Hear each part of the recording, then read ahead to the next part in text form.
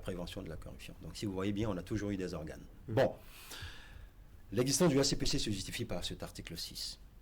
Si je dois me contenter dans un premier temps de répondre exclusivement à cette question. Après, je rentre dans les détails. Il y a les conventions régionales aussi. Effectivement. Il y a les mécanismes sous-régionaux de la CEDEAO sur la question de la corruption. Pourquoi monter pourquoi ce montage ACPC? Pourquoi pas la forme d'une autorité administrative indépendante? Pourquoi pas un autre format d'institution de la République? Pourquoi présidence de la République? Pourquoi? Dites-nous. Il y a beaucoup de pourquoi, donc je ne sais Prenez le bout qui vous intéresse. Oui. Bien sûr, on a le temps de tout décortiquer. Donc, je vous disais tantôt que l'article 6 de la Convention des Nations Unies de lutte contre la corruption justifie même l'existence du HCPC, au Commissariat à la prévention de la corruption. Mais si on regarde en détail, si on prend même la Convention de l'Union africaine, on prend le protocole de la CEDEAO, bon, qu'est-ce qu'on dit concrètement? Cet organe, où il me faut préciser aussi quelque chose, il y a organe de lutte contre la corruption, OLC, et il y a institution de lutte contre la corruption. Justement. Dans le cas d'espèce, le Haut Commissariat à la prévention de la corruption n'a pas acheté son nom. Pourquoi je dis ça? Parce que c'est une institution de loi organique. Et cette institution de loi organique avait même été projetée par le PAG 2021-2026, un peu avant. Puisque si on parle de 2021-2026, donc il faut compter 2016-2021. Pourquoi? Parce qu'il y a la continuité de l'État. Je ne cesse de le répéter.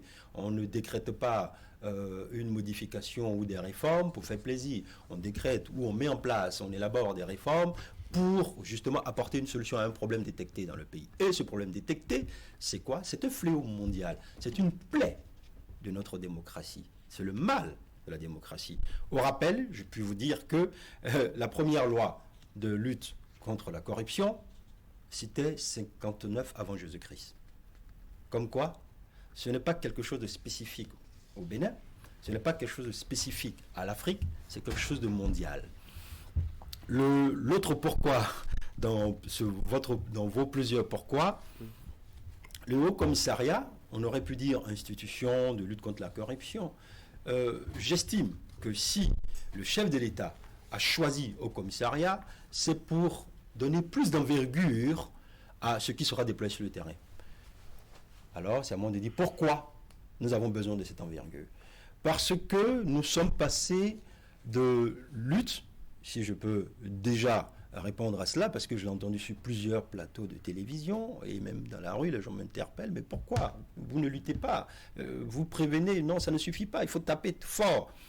Le renversement de paradigme, ou ce changement sémantique, comme des personnes ont eu à me le dire, ce renversement de paradigme se justifie par un seul fait. On constate que de réforme en réforme, ailleurs, hein, pas qu'au Bénin, de loi en loi, le volet répressif à lui seul ne suffit plus pour réduire, voire éliminer le fléau.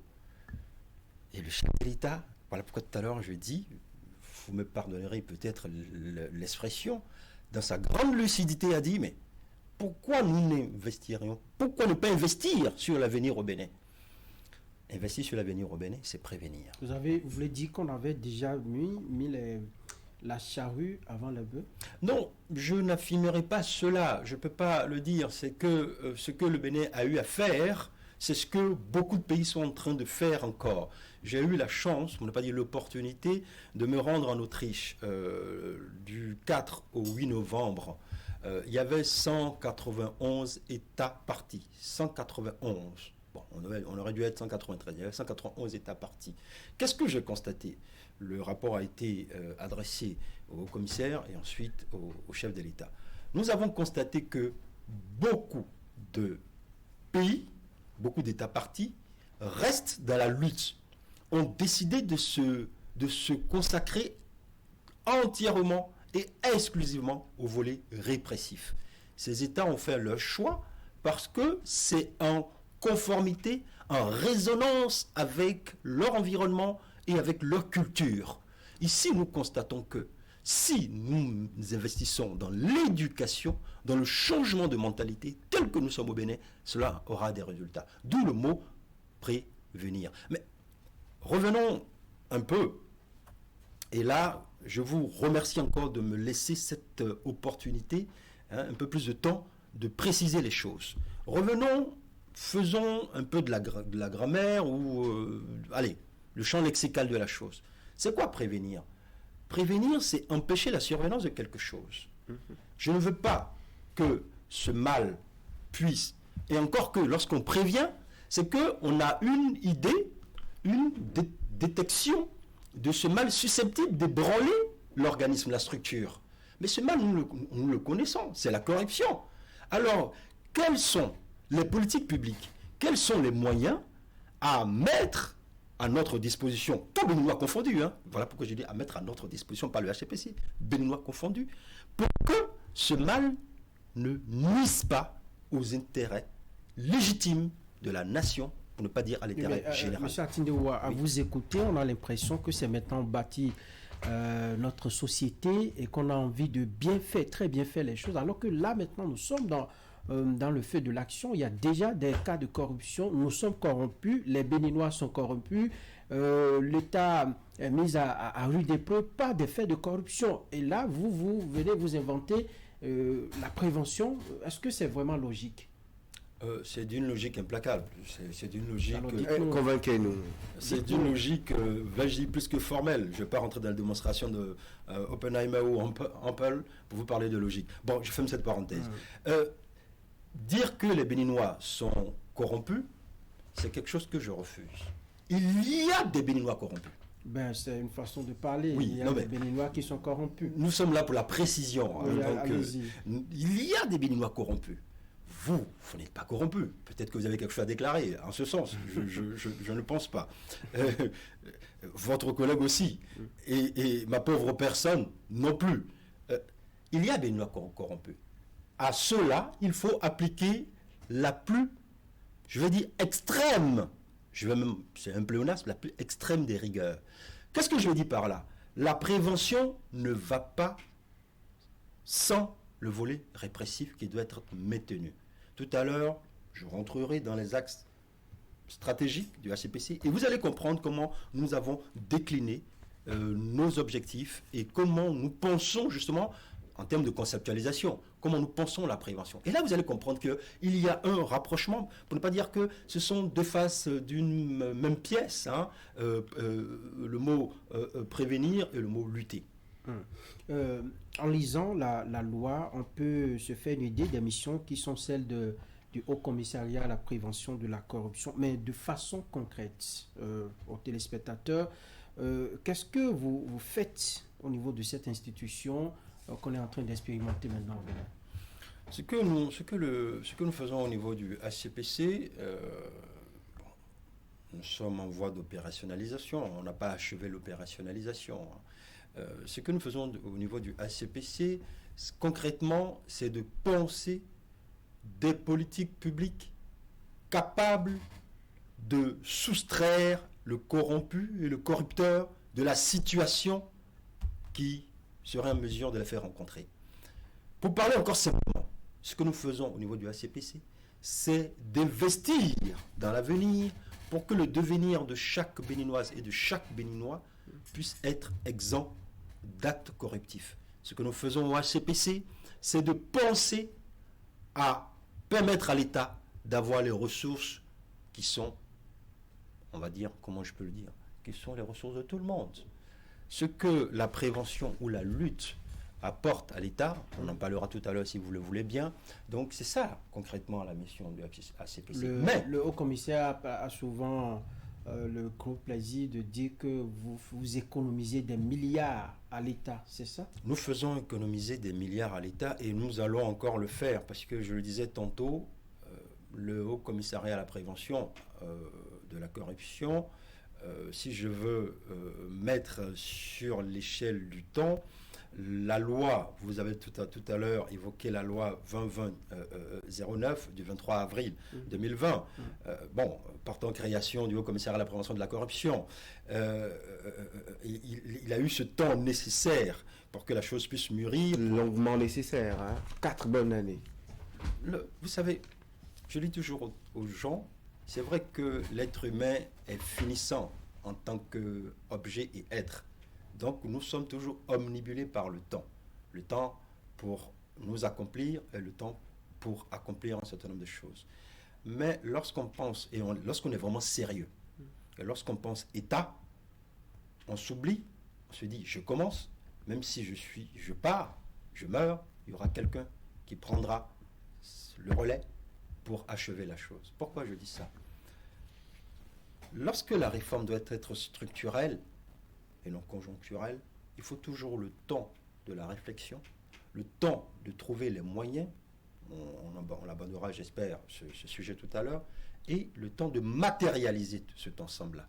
Et ça met son temps. Bon, on dit souvent le Covid a le dos bien large. Je ne vais pas évoquer le Covid. On enlève, si nous arrivons à soustraire ce temps de Covid, vous faites le calcul, je dirais que le temps n'a pas été assez long. Donc, de 2020 à 2024, le décret d'application portant organisation, fonctionnement, attribution du Haut Commissariat à la prévention de la corruption, lorsqu'on regarde concrètement dedans, il y a une chose qui attire notre attention. Et cette chose, c'est quoi? Le HCPC, de par ses missions, ses attributions, est là pour accompagner toute institution qui se veut intègre ou qui pense, d'ailleurs c'est une nécessité, c'est une obligation, qui doit apporter sa contribution à l'efficacité économique, au développement économique de l'État. Et qui dit développement économique, pense aussi immédiatement à quoi? Développement social, une redistribution équitable des ressources. Bon, donc, lorsque j'entends dire que le temps a été assez long, pourquoi au commissariat, pourquoi prévenir et non lutter, je dis non, mais recentrons le débat et regardons qu'est-ce qui a été fait au Bénin depuis 2016. C'est de la répression massive. Voilà. Une juridiction spéciale qui, à l'époque, n'avait même pas de second degré de juridiction, qui a fait la peur qu'il faut et qui continue justement de faire trembler beaucoup de Béninois. C'est l'aménagement des maisons de détention, c'est la prolifération, c'est l'augmentation à je ne sais quel degré des chiffres de détenus. Je ne sais pas si ça a forcément réglé le problème de la corruption. Sinon, c'était pour vous rappeler ce qui a été fait avant le Haut Commissariat. Donc, vous me faites plaisir, vous avez tout compris. Vous venez de faire le job à ma place en moins d'1 minute. Vous avez déposé sur la table ce qui, vais-je dire, encombre nos pensées, mais en même temps alimente ou ces choses qui ont alimenté nos pensées pour passer de lutte à prévention. Imaginez un seul instant, si nous concentrions, je dis bien un seul instant, sur ces enfants-là qui ont 2 ans aujourd'hui, et nous leur répétons l'obligation d'être des hommes, des femmes intègres. Imaginez donc cette ritualisation de l'instruction, de l'éducation, imaginez ce que ça va donner dans 10, 15, 20, 25, 30 ans. Ça sera, vais-je dire, une seconde nature, pour ne pas dire ça sera la nature elle-même. Au lieu de bourrer, veuillez m'excuser l'expression, de bourrer le milieu carcéral, ou de sortir encore des lois, si nous investissons là, dans l'éducation, dans la prévention, nous allons gagner le monde. Est-ce que ce n'est pas une preuve tangible de ce que les politiques que nous avons mises en place depuis fort longtemps constituent un échec en matière de lutte contre la corruption? Non, cher monsieur Aounou, je dis toujours, et je le répète, lorsque nous sommes habités par la chose publique, nous sommes amoureux de notre pays, on ne pense pas à un échec. Les Grecs disaient que l'échec est un succès différé. Alors, ce qui n'a pas pu s'accomplir ou n'a pas pu se faire en 2008 peut se faire en 2016. C'est aussi une chose de savoir le mal dont on souffre. Le mal, c'est que la corruption est toujours présente dans notre société. Voilà. Donc, pour ce faire, le HCPC, dans son objectif, a bien pensé à détecter pour pouvoir mieux contrôler le signalement, pour aboutir à éduquer, sensibiliser, puis dissuader et sanctionner. Alors, qui est-ce que vous voulez changer dans cette société? Est-ce uniquement les enfants ou ces cadres-là qui sont déjà dans l'administration et qui ont des manières détournées, quel que soit le dispositif qu'on amène, eh bien, ils ont cette facilité-là de contourner le dispositif et de se laisser corrompre ou de corrompre. C'est ceux-là, c'est qui finalement? Parce que j'ai l'impression qu'il y a assez de théorie dans vos démonstrations. Non, il n'y a pas de la théorie, il y a de la pensée pure. Je ne dirais pas de la raison pure comme un auteur. Je me trouvais à Calgary, dans l'Alberta, au Canada. Et je discutais avec un monsieur, je vais taire son nom prénom ici, qui est originaire d'un pays voisin, et qui m'a dit exactement ceci, qu'il pense que la corruption, le mal, a un rapprochement direct, à une consanguinité avec la pauvreté et le sous-développement. Je lui ai dit, toi, en tant qu'Africain, je dois te désenvoûter d'avoir dit ce genre de choses. Pourquoi? Et je vais vous répondre maintenant à votre question. Il n'y a pas de consanguinité entre la corruption et le développement. Il n'y a pas de consanguinité entre la corruption et, vais-je dire, le Bénin. On a tendance à croire tout de suite que c'est parce que l'agent de la fonction publique est peu rémunéré, pour certains mal rémunéré, que tout de suite il doit fouiller dans les caisses de l'État. Mais non, je suis désolé. Si ce métier ne vous plaît pas, démissionnez, allez dans le secteur privé. Si vous estimez que quand on rentre dans la fonction publique, c'est pas pour se faire, c'est pas pour être riche, c'est pour servir. Combien de fois il faut répéter ce genre de choses? Allez dans le secteur privé. Et puis les gens s'imaginent tout de suite que on dit pays en voie de développement, on dit Bénin. Donc il faut mettre un signe d'égalité pour dire agent public égale aussi corruption. Mais est-ce que c'est la faute à ces jeunes messieurs qui entrent dans la fonction publique, qui ont vu leur aîné, après 3 ans, élever des bâtisses, après 3 ans, acheter de belles maisons, après 3 ans, voyagent beaucoup, après 3 ans, ont de belles voitures, ainsi de suite? Est-ce que c'est leur faute à eux? Quand ils voient un tonton qui est dans le quartier qu'il fait, moi-même, je veux aller à la fonction publique pour devenir comme ce tonton. Monsieur Aoulon, est-ce que vous connaissez un être humain qui n'est pas envieux, qui n'envie pas le bonheur? Vous connaissez quelqu'un qui choisit, qui se lève le matin, qui sort et dit « Aujourd'hui, j'ai envie d'être malheureux ». Il y en a de très modestes aussi, qui se contentent de ce qu'ils ont. Eh bien voilà. Et vous venez de résumer la chose à ma place. Et donc, je vais en profiter pour vous dire quelque chose. Ce qu'on entend par corruption, détruire, altérer, briser. Écoutez, ceux-là qui donnent parfois de grandes leçons de morale, je ne vais pas citer un pays ici, le dernier chiffre, 2022, connu, le dernier chiffre connu de la corruption au sein de l'Union européenne, c'est un peu plus de 980 milliards d'euros. 980 milliards d'euros. J'ai fait mes études en France, j'ai grandi en France.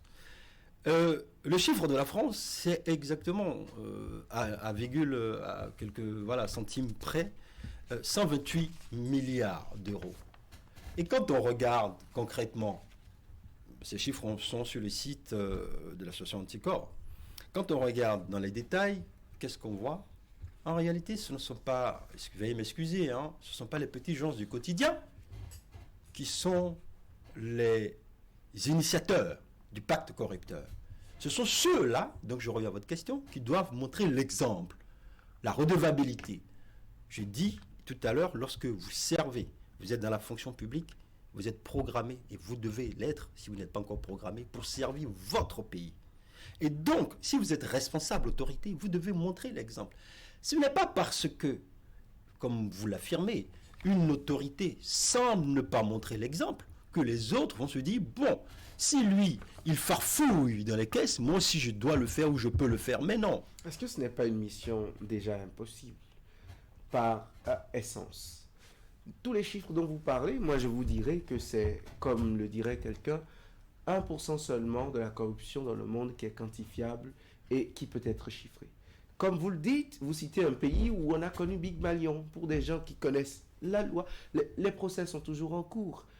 Même s'il n'y a pas consanguinité, il y a universalité.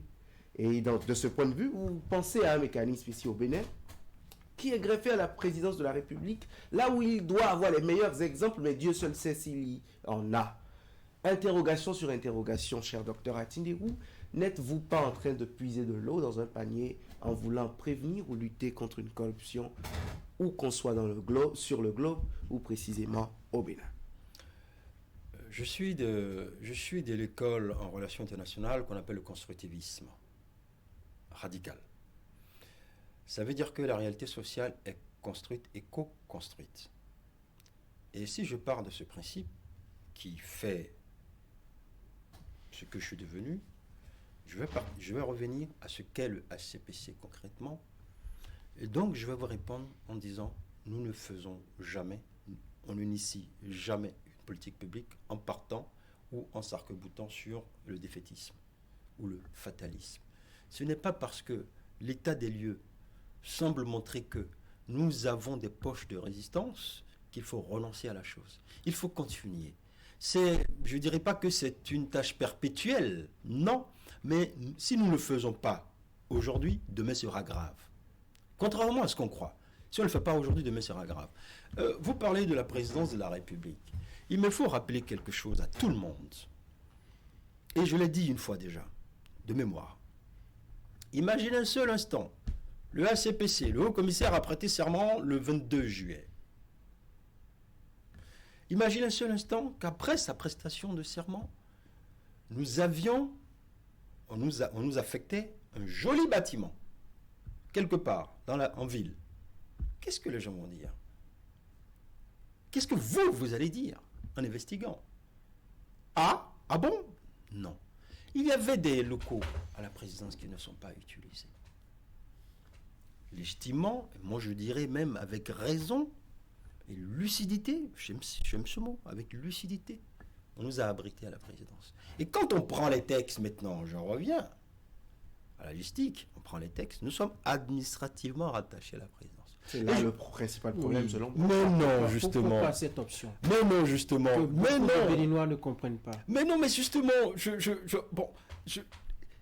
vais inviter mes sœurs et mes frères au Bénin à lire, à être amoureux les uns des autres et à se refuser la critique pour la critique, comme si on était dans un sommeil dogmatique de la bêtise. Mais non, arrêtez de dire ça. L'article 7 de la loi 2020-09 est clair.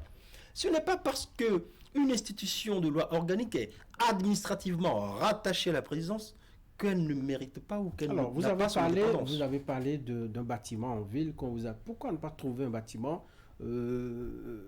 joli, comme vous avez dit, assez modeste, où on va vous installer pour votre travail? Ça aurait servi quand même à éviter ces critiques qui vous accablent, que de rester à la présidence de la République. Qu'y a-t-il d'indépendant dans des présidences de République en Afrique? Monsieur Aounou, bon, oui, allez-y, question par j'ai question. comme l'impression que la mitraillette est de sortie. Non, pas de mitraille. D'ailleurs, une confidence en venant ici, le haut-commissaire m'a dit, écoutez, vous avez un cadre de bonne facture, posez-lui toutes les questions que vous voulez, représentez les téléspectateurs, représentez les millions de Béninois. Donc, on se fait le plaisir aussi de les représenter dignement. Et j'ai le plaisir de recevoir vos questions et d'y Voilà. apporter les réponses, en toute franchise. À mon avis, cela aurait été un mauvais signal. Comment? Et juste avant ça, il me faut vous rappeler quelque chose. Le Haut-Commissaire à la prévention de la corruption, HCPC, n'est pas la seule institution, le seul organe administrativement rattaché à la présidence. Il y a des institutions de l'organique ou des organes rattachés à la présidence qui ne sont pas au palais de la Marina. Il y a d'autres, certaines, qui sont au palais de la Marina. Il faut le savoir. Et l'article 7 est formel. L'article 7 de la loi 2020-09 du 23 avril. Le HCPC est indépendant.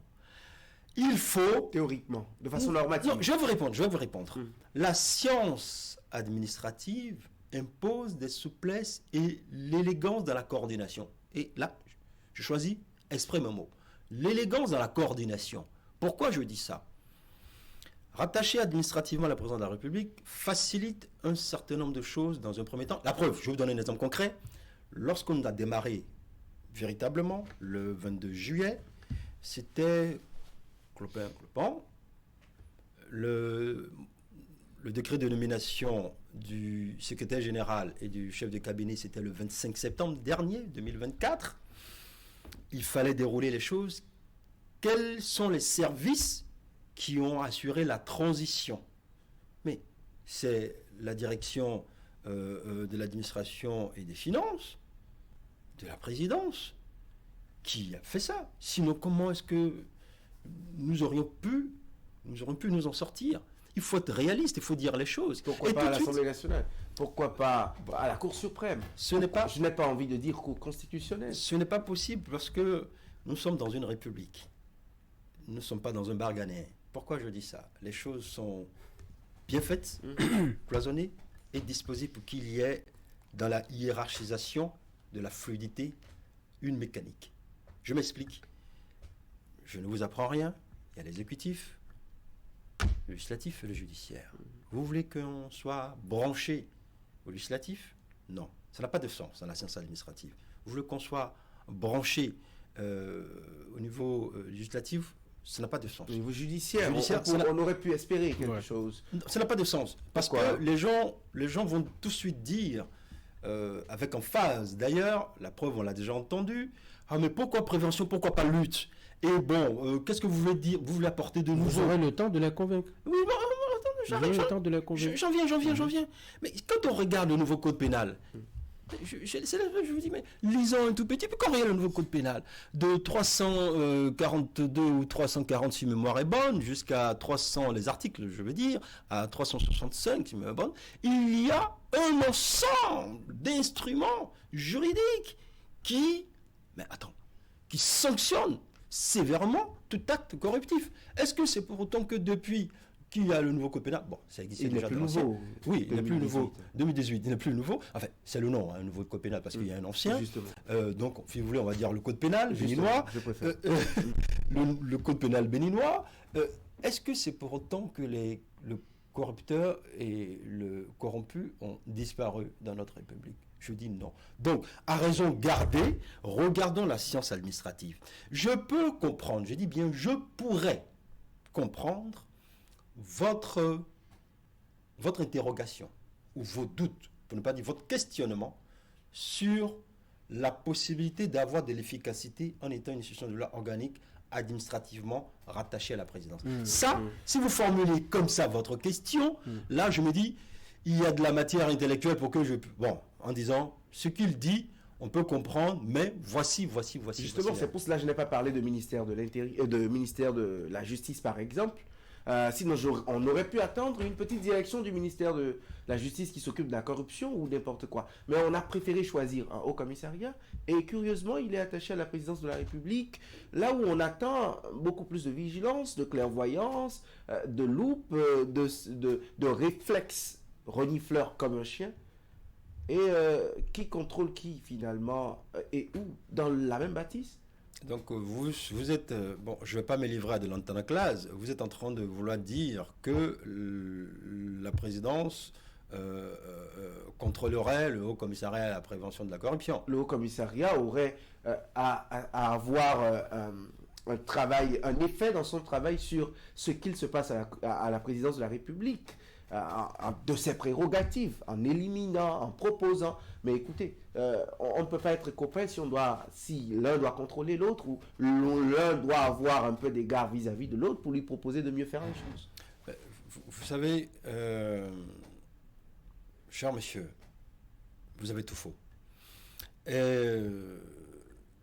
C'était avant-hier, je discutais avec la secrétaire de l'Office des Nations Unies de la lutte contre la corruption et aussi un autre monsieur chargé de la lutte contre drogue et crime. donc la Convention de Palerme. Il trouve que tant que cette institution de lutte contre la corruption, donc l'ILC comme ils le disent, aboutit à des résultats, la question la plus importante n'est pas de savoir à quoi est-ce que l'institution est rattachée. Parce que ce n'est pas ça qui fera du ACPC une institution impotente, donc sans résultat, insignifiante, ou saveulerie, donc voilà, faible. Ce n'est pas la question qu'il faut poser. La question qu'il faut poser, est-ce que le ACPC possède une indépendance pour agir? Et si oui, quels sont les moyens pour avoir les résultats? En ce sens-là, ça m'intéresse. Quels sont les résultats qui ont commencé par sortir de terre? Bon, avant de penser résultats, il faut penser moyens. Oui, monsieur. allez, bon, j'allais même faire la question. Maître Jacques Migan, tout son personnel et tous ceux qui doivent rendre ces loyaux services à la nation en formatant la tête de nos enfants, de ceux qui doivent, disons, aller à la chose publique. Combien cela coûte aux contribuables par an? Vous êtes en train de glisser allègrement vers la pensée selon laquelle nous serons budgétivores ou non. D'abord, je veux connaître le budget. Et beaucoup se demandent, mais ce n'est pas une institution qui va changer quelque chose à la lutte contre la corruption au Bénin. Ça ne va rien changer. Et donc, tout ce que vous dépensez, c'est rien, quoi. Cher monsieur, non. Monsieur Ounou, non. Nous aurons des résultats. Nous allons changer quelque chose. Vous êtes au futur. Pardon? Vous êtes au futur. Ah, nous allons changer. Pourquoi je dis nous allons changer? Pour répondre d'abord à votre question. Oui. Pour ne pas perdre de fil. Le budget du ACPC se trouve dans les annales de l'Assemblée nationale. Mais je veux vous communiquer. J'étais sur un plateau le dimanche et je me suis abstenu de le dire. Le budget est exactement de 465 millions de francs CFA. Et je vais vous lancer un premier défi. Cherchez parmi tous les OLC, donc organismes de lutte contre la corruption, cherchez parmi toutes les ILC, institutions de lutte contre la corruption, sur la terre, et vous me direz si nous sommes budgétivores ou non. Pour le moment, je peux vous dire que nous n'avons pas tous les moyens de nos actions. Cherchez. Et vous promettez résultats. Mais quels sont les moyens dont vous disposez alors? Dites-nous. Juridiquement, oui. Techniquement, bon, en matière de ressources humaines et intellectuelles, parce que vous êtes dans les politiques publiques, on va en venir tout à l'heure. De quels moyens disposez-vous et que faites-vous de tout cela depuis plus de 6 mois maintenant? Monsieur William, tout à l'heure, je vous disais que nous n'avons pas encore... Je vous ai donné le budget, mais nous n'avons 465 millions de francs CFA. De francs CFA. Alors qu'il nous faut, comme les pays à côté, un budget prévu dans certains détails d'un peu plus de 1,4 million. 1 milliard 400, pardon. Juste pour prévenir la corruption. Non, ce n'est pas juste pour prévenir la corruption, juste pour investir sur l'avenir. Je préfère ça, parce que ce que vous dites, ça peut prêter à sourire, mais là, nous ne sommes pas dans un bal masqué ou dans un bal poussière. C'est très sérieux. Je pense que les gens n'ont pas encore... Bon, c'est peut-être... cela se comprend. Les gens n'ont pas encore la possibilité de toucher du doigt la réalité de ce dont nous parlons. Mais vous aurez... Peut-être que celui ou ceux qui vous ont octroyé le budget veulent donner l'exemple par vous-même. Le peu qu'ils ont, ils sont contents pour obtenir des résultats. Non, pas du tout. Pas du tout. Il se trouve que nous sommes pratiquement la seule institution à n'avoir pas eu cette possibilité d'aller défendre le budget. Vous le savez, parce que, je répète, si vous voulez, je vais reprendre les dates. Le décret de nomination du haut-commissaire, c'est le 12 juin. Le 22 juillet, il a prêté serment. 2024. Ouais. Le décret de nomination du secrétaire général et du chef de cabinet, le 25 septembre. Nous avons eu notre premier CODIR le 30 septembre. 30 septembre, CODIR à effectif mineur, réduit. Il y a 3 semaines, nous venons de recruter encore une personne à un poste très important que nous n'avions pas. Parce que, transparence oblige, pour recruter une personne, nous devons scruter 5, 7, 10, parfois 15 candidatures. Ça prend du temps. C'est pas moi. Donc, ce temps nécessaire, voilà la raison pour laquelle je parle d'opérationnalisation. Vous pouvez me juger, vous pourrez me juger, mais au résultat. Bien, et je vais vous dire quelque chose. Vous savez avec lequel des véhicules je roule, je suis arrivé sur votre plateau? Dites-nous. Le véhicule personnel du haut-commissaire. Parce que nous avions effectivement demandé, dans cette transition, dans cette opérationnalisation, la mise à disposition de moyens roulants, que nous n'avons pas, en dehors du véhicule administratif du haut-commissaire. Le haut-commissaire a pu obtenir la mise à disposition d'un véhicule administratif. Mais concrètement, entre nous, la réalité fait que je l'ai utilisé, ce véhicule, pour bouger, pour sillonner-le. C'est une épave. Une épave qui, personnellement, je dis bien personnellement, j'ai la preuve, j'ai tout ramené ici, qui m'a coûté la bagatelle ici. Je payais chaque 2 jours l'équivalent de 30 à 35 000 francs CFA d'essence. C'est là. Si quelqu'un veut contester ça, venez. On peut mettre ça sous le coup des sacrifices que vous faites pour la République. Bon, d'accord. Ouais. Pour moraliser. C'est pourquoi je parlais d'exemple, vous donnez le bon exemple de ce qu'il faut faire. Là, je suis en train de virer Dieu. Ouais. Là, je vois votre sourire et ça me plaît. Vous semblez comprendre maintenant ce que j'étais en train de vous expliquer tantôt. Alors, les Béninois qui vous suivent actuellement, ce n'est pas ces papiers, tout ce que vous dites, on serre les ceintures là-bas, nous en serrons aussi de notre côté. Bien entendu, vous le savez, Nous, on en a quelque plus, chose. les ceintures, On a même plus de choses. Alors, lorsque on vous entend dire ça, les Béninois n'ont pas envie d'entendre cela. Quand on vous dit des messieurs qui ont été nommés pour prévenir la corruption, qu'est-ce qu'ils veulent faire? Comment est-ce qu'ils entendent s'y prendre pour arriver à le faire, pour avoir des résultats? C'est tout ce qu'ils veulent. Bien. Comment vous m'avez posé une question avant, donc je me devais de vous apporter toute la lumière. On a compris, Voilà. que dans une structure de la place, tout votre argent est dans la réparation d'une épave. Nous sommes débarrassés de cette épave et nous attendons la mise à disposition de moyens roulants, heureusement. Peut-être que vous battez le pavé actuellement pour accomplir ces missions. Ce sera un sacrifice que le peuple vous revaudra entre-temps. Mais que faites-vous concrètement, comme le demandait Franck Aounou? Vous êtes en pleine construction administrative, vous construisez votre office, mais au quotidien, qu'est-ce que vous faites? J'ai entendu, sinon j'ai vu dans l'actualité, vous avez recueilli le témoignage d'une fondation pour des voies mal faites. Dans une localité, dans un milieu de Cotonou. De quoi est fait votre journée? L'année 2024 a été faite de quoi? Oui. 2025 sera fait de quoi? Les maigres moyens, vous en faites quoi? À quoi pouvons-nous nous attendre avant le départ de Patrice Talon, parce qu'on craint que le Haut-Commissariat parte avec lui? Bref, vous faites quoi au concret? Vous posez beaucoup de questions. Là, on en aura. On vous attendait. Et le haut-commissaire nous a donné le quitus. Il a dit creusez-le, cuisinez-le comme vous pouvez. Allez. Ce que nous faisons au quotidien dans l'opérationnalisation, c'est à la fois donc avoir les personnes qu'il faut là où il faut. Ça, c'est un. 2, penser, rédiger ce qu'on appelle dans le jargon les TDR, parce qu'il faut bien des politiques publiques.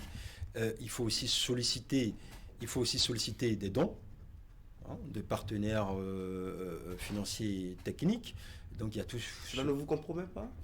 Non. Qu'une institution de lutte contre la corruption ait des libéralités? Non, ce sont pas des. Nous ne prenons pas cela en ce sens, parce que même des ministères ont des collaborations, ont des partenariats. Pourquoi? Parce que le seul budget ou la seule subvention de l'État ne suffit pas pour matérialiser, pour opérationnaliser certaines activités. Un autre lié à la corruption peut être au commissariat de prévention à la corruption. Je vais répondre à la première partie de la question. D'accord. Donc, il se trouve qu'au quotidien, ce que nous faisons actuellement, c'est remplir nos obligations au niveau international. Nous avons beaucoup de sollicitations. Les documents arrivent en anglais, il faut les traiter. Ensuite, nous devons répondre sur le terrain, quand on nous sollicite. Nous devons aussi, comment je puis le dire, tout à l'heure vous avez parlé d'une vidéo, vous faites allusion à l'honorable Malé Rossou, que nous avons reçu au ACPC. Voilà, il était de notre devoir de rendre transparent pour tous les Béninois quelle est la résonance entre ce qu'il a dit et ce qui est actuel.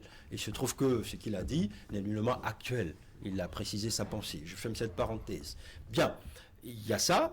Il y a eu ce qui s'est passé à El Awadja. Il nous fallait faire une déclaration pour exhorter l'ensemble des acteurs à une enquête ou des enquêtes transparentes. À côté de ça, le 8 décembre et le 9 décembre sont passés, journée nationale, journée internationale. Donc ce sont des choses qu'on prépare, sur le terrain, aller dans une école, parce que notre cible, c'est la base. Je rappelle au passage. Et il faut monter ce qu'on entend dans le jargon, le PTA, le fameux plan de travail 2025. Parce que nous sommes en retard. C'est normal que nous soyons en retard. Tout le monde comprend et accepte notre retard. Parce que entre le moment du démarrage, on va dire, on allume le moteur, et le moment où l'engin véritablement se met à rouler, le temps de chauffe est nécessaire. Et nous sommes au HCPC dans ce temps de chauffe qui a pris fin, et maintenant on commence à rouler. Donc au quotidien, il faut monter des tonnes et des tonnes et des tonnes de dossiers pour avoir le complément à nos subventions. Ça, c'est important. Et puis aussi, là, tout de suite, le 7 avril, le 7 février, il me faut répondre à la direction de la diplomatie économique française. Il y a une invitation, on doit échanger pour préparer un document technique que nous devons défendre en Autriche du 17 au 21. Bon, voilà, il y a beaucoup de choses que je ne peux pas... Bon, justement, il y a des dossiers de plaintes qui sont... Voilà, c'est ça. Il y a des dossiers de plaintes qui intéressent. Alors, comment ça se passe? Moi, je peux me lever un matin, si j'ai connaissance d'un dossier de corruption, venir avec des documents, vous les transmettre, retourner chez moi, espérer que vous fassiez toute la lumière sur ce dossier, ou comment est-ce qu'on fait en tant qu'individu, comment collaborer avec le HCPC? Le travail sera fait. Si vous voulez venir déposer, sachant très bien qu'on ne rentre pas au palais de la Marina comme on rentrerait dans le maquis ou je sais pas le bar d'à côté. Voilà ce dont nous parlions. Si vous étiez quelque part à l'Étoile Rouge, quelque part ou à Ganri, on aurait plus de facilité à venir toquer à la porte en faisant les formalités au niveau du portail, rentrer, déposer le dossier. Il y en a même qui ont la phobie d'aller se présenter rien que devant le palais de la Marina. Monsieur Onou, pas de pléonasme. Il y a des procédures qui existent dans notre pays. Ces procédures existaient, sont même, vais-je dire, étaient même en opérationnalisation, sont opérationnelles bien avant le démarrage des moteurs du ACPC. Il s'agit de quoi? Il s'agit de la CPD. CPD, c'est quoi? La cellule de traitement et d'analyse des plaintes et dénonciations. Vous voyez les spots souvent à la télévision. Alors, vous avez une dénonciation à faire. La CPD est notre sœur jumelle. Je rappelle toujours. Donc, vous saisissez la CPD. Il y a une plateforme, il y a un numéro vert, 155, et si vous avez un dossier que vous estimez pouvoir apporter directement au ACPC, mais vous pouvez le faire. Nous allons traiter. Si il ne nous revient pas, entre guillemets, en première instance, de toper le dossier, comme on le dit, nous allons passer d'abord à la CPD. Cela doit... Il y a des procédures. Et si nous nous permettons de violer ces procédures, quel exemple nous donnons? C'est pas possible. Pour les recrutements, nous connaissons beaucoup de Béninois qui ont travaillé pour la lutte contre la corruption pendant des années dans ce pays. On a des cadres formés dans la société civile qui sont des spécialistes de la corruption, à qui nous recourons souvent quand nous avons des questions relatives à la corruption dans l'actualité et ainsi de suite. Nous avons la présomption de compétence à ces niveaux. Vous pensez aussi que quand vous mettez votre dispositif en place, vous arrivez à trouver des gens, vous arrivez à prendre de la graine de ces compétences et que de ces expériences antérieures auxquelles ces personnes ont participé, il y a matière à contribuer aujourd'hui pour davantage mettre en place le dispositif que vous entendez mettre en place au niveau de l'HCPC? J'aime bien les Grecs. J'aime bien les Grecs. Pourquoi? L'homme est source et ressource. Ça répond à votre question. Vous connaissez une institution, ou même un être humain qui se suffit à lui seul? Il faut aller vers ces personnes-là. Ne serait-ce pour savoir comment la chose a été faite en son temps, afin de circonscrire pourquoi il n'y a pas eu les résultats attendus. Et quand on a ça, mais on voit mieux. Peut-être sous d'autres cieux ou ailleurs, dans un autre domaine, on parle de retour d'expérience. Ces personnes ont une certaine quantité d'expérience. Donc nous, le HCPC, lorsque nous recueillons ce retour d'expérience-là, nous ajustons nos politiques publiques. On ne fait pas en fonction d'eux. Cela nous permet, je prends un exemple concret, je dis bien concret, de calibrer par exemple la nécessité de définir le mot corruption dans nos langues nationales. Puisque si nous n'arrivons pas à saisir dans notre propre vocabulaire quelque chose qui existe dans la réalité, comment voudriez-vous que nous apportions solution à ce problème-là? Donc, avec ce qui s'est passé au travers de l'autorité nationale, donc de l'ex-organisme ou institution, nous avons un recul bon pour dire, si on change ça, cela aura ça. On change ceci pour aboutir à cela. Donc c'est le travail... Alors que l'autorité avec des prérogatives que vous n'avez pas juridiquement. On a moins, vous voulez dire, ou on a plus? Oui, du point de vue par exemple de l'autosaisine, d'action en justice.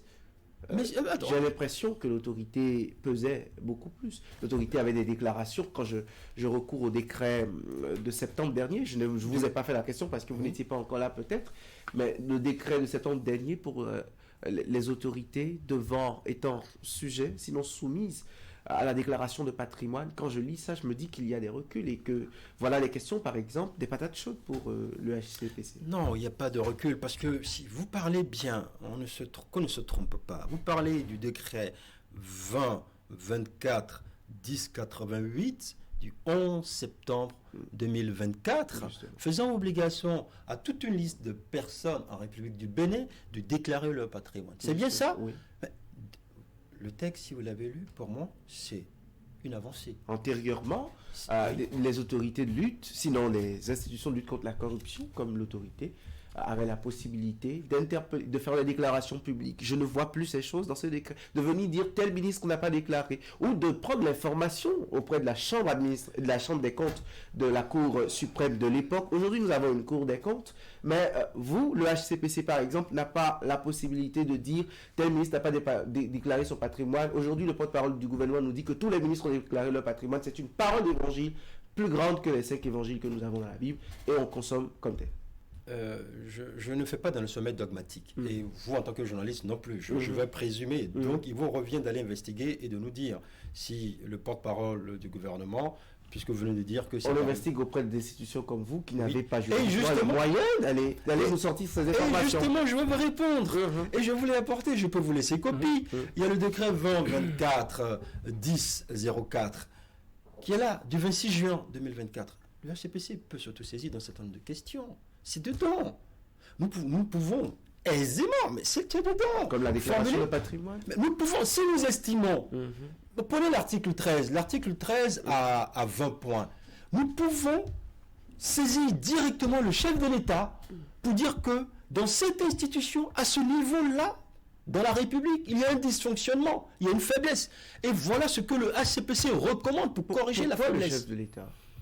Imaginez que le chef de l'État lui-même ne déclare pas son patrimoine, peut-être pas Patrice Talon, mais le chef d'État qui vient après lui, et qu'il faut qu'une institution... Pourquoi on a créé une Cour des comptes après la révision de la Constitution? C'est pour des questions d'indépendance et d'impartialité, comme on le souhaite. Est-ce qu'en l'État aujourd'hui, avec même l'article que vous évoquez, je crains que s'il y a des choses au sein même de la présidence de la République, à part la proposition, vous n'ayez pas des moyens de coercition ou des moyens en action devant les juridictions?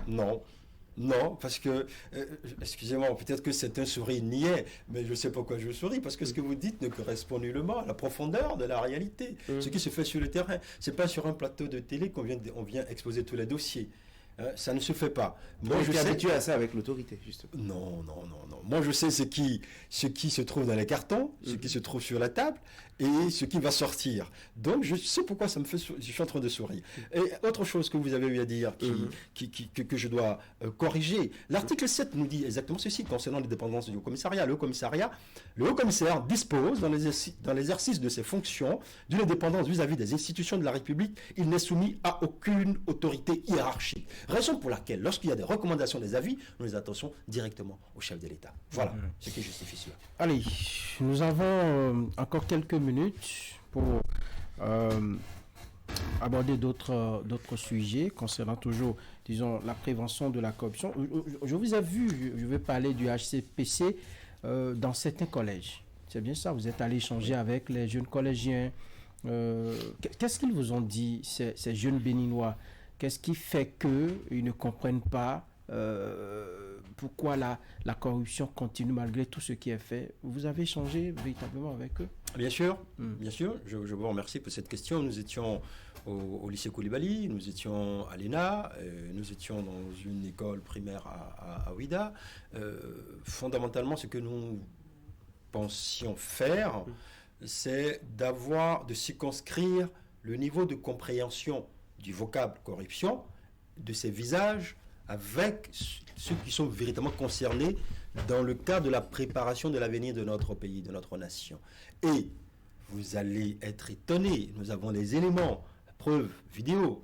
Vous pouvez demander, on va vous passer quelques éléments. Mais ils savent, ils comprennent bien. Et ils sont ils sont réceptifs. Ils attendent que les adultes que nous sommes tracent le bon chemin, montrent l'exemple. Tout à l'heure, je vous ai parlé de redevabilité, d'exemplarité. Imaginez un seul instant, autour de cette table, nous sommes 3. Donc, en sociologie, on parle déjà de morphologie sociale. On peut appeler ça bande, camaraderie, tout ce que vous voulez. Nous créons déjà une morphologie sociale. C'est à nous de définir ce que chaque membre de cette morphologie sociale doit faire et comment cette morphologie sociale doit fonctionner. Ces deux piliers, ou pour ne pas dire ces deux choses que je viens de donner, vont conditionner la stabilité de la morphologie sociale.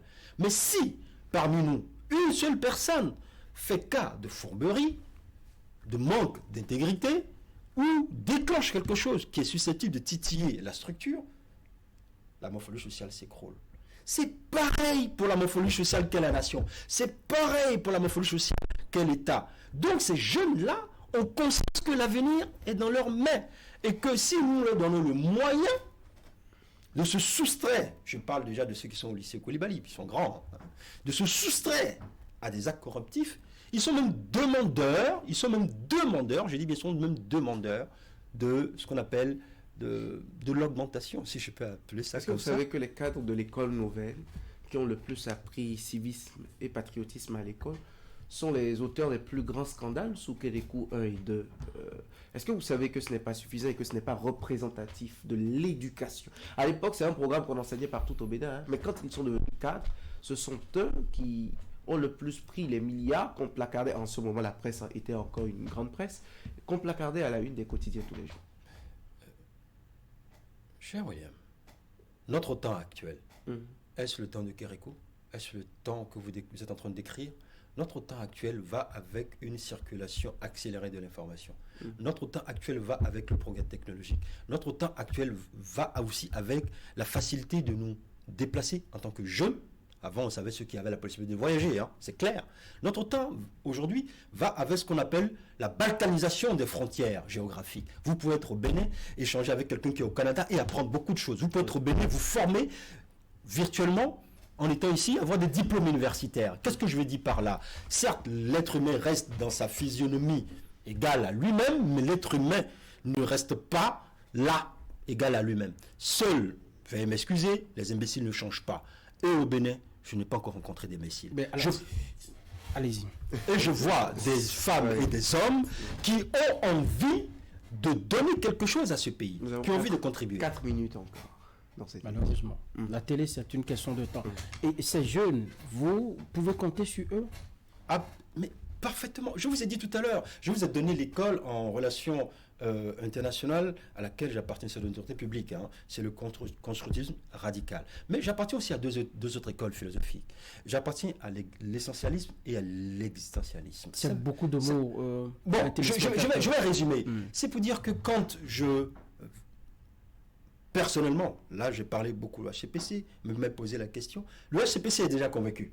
Le HCPC est déjà convaincu d'arriver au résultat. Et personnellement, en m'impliquant, je suis convaincu que, écoutez, la foi, ce n'est pas seulement pour l'église, ou je sais pas, la mosquée ou la synagogue. Les doctrinaires, j'aime bien aller écouter, mais quand ils sont dans l'action publique, ils ne font pas toujours ce qu'on attend d'eux. C'est ça. Je voudrais bien que toutes ces écoles influencent vos actions et que vous en ayez les moyens. Bon, cher docteur Atineou, cette émission tend vers sa fin, on va la conclure. Il y a bien de choses à dire encore sur le HCPC, mais on va dire 2-3 mots pour conclure cette émission, histoire de revenir dans quelques mois, quand vous auriez posé beaucoup d'autres actions maintenant que le moteur est en marche, pour qu'on fasse le bilan, pour qu'on décortique, pour qu'on fasse des feedbacks. Le dernier mot ne me revient pas. Le dernier mot revient, je veux dire, à la nation. Je le dis toujours parce qu'il n'y a pas encore de dernier mot pour le HCPC. Je vais simplement vous remercier de m'avoir convié, d'avoir convié le HCPC sur votre plateau, à cette émission. Et j'espère que nous aurons la possibilité d'échanger comme ça à bâton rompu et effectivement célébrer la zone franche. C'est le nom de l'émission. Donc en toute franche. Nos amitiés à maître Jacques Migan, qui nous a beaucoup aidé dans la préparation de cette émission, William. Oui, merci à vous, Franck Aounou. Merci à notre invité, Dr Olivier Charles Atineou. Il est le secrétaire général du Haut-Commissariat à la prévention de la corruption. Avec lui, nous avons parlé du bien fondé de la création d'un organisme comme celui-là, son rôle aujourd'hui en tant qu'institution nationale de lutte contre la corruption, les moyens dont elle dispose cette institution et surtout où elle entend nous amener. Franck Aounou et moi avons dirigé cette émission. Merci à toute l'équipe de réalisation. On se retrouve le week-end prochain. Bon dimanche sur Canal 3 Bénin.